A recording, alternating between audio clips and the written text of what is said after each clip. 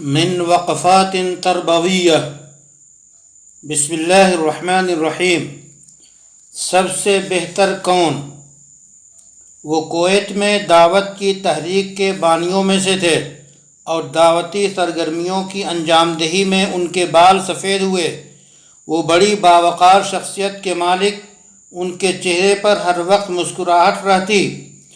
راقم سطور نے ان کی ملاقات کا شرف حاصل کیا تو کیا دیکھا کہ وہ چائے دان لیے اہل مجلس کو چائے پلا رہے ہیں اور سب سے آگے بڑھ کر لوگوں کو پھل دے رہے ہیں، پھر ہر ایک کے پاس لوٹ کر چھلکے اٹھا رہے ہیں، جبکہ مجلس میں ان کے خرد بھی موجود ہیں اور ایسے بھی ہیں کہ وہ ابھی سال 2 سال سے دعوتی کام میں جڑے ہیں۔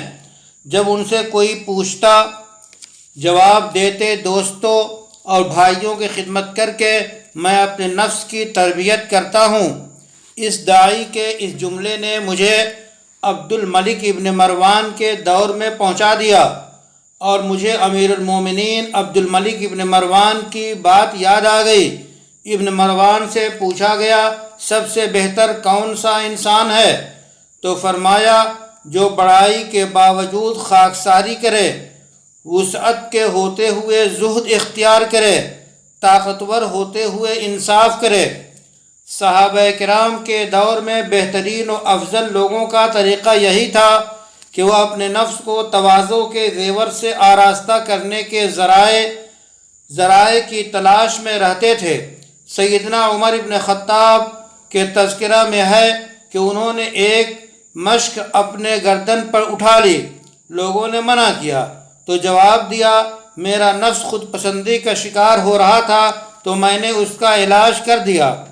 ممتاز و نمایاں داعیان اسلام ان واقعات سے سبق لیں اور اپنی تربیت و اصلاح کے لیے ان عالی مقام اشخاص کے طریقے تواضع و خاکساری پیدا کرنے کے لیے اپنائیں، اس لیے کہ بڑے علماء اور ممتاز داعیوں کی جب عوام تعریف کرتے ہیں تو خود پسندی کا شکار ہو جانا ممکن ہے۔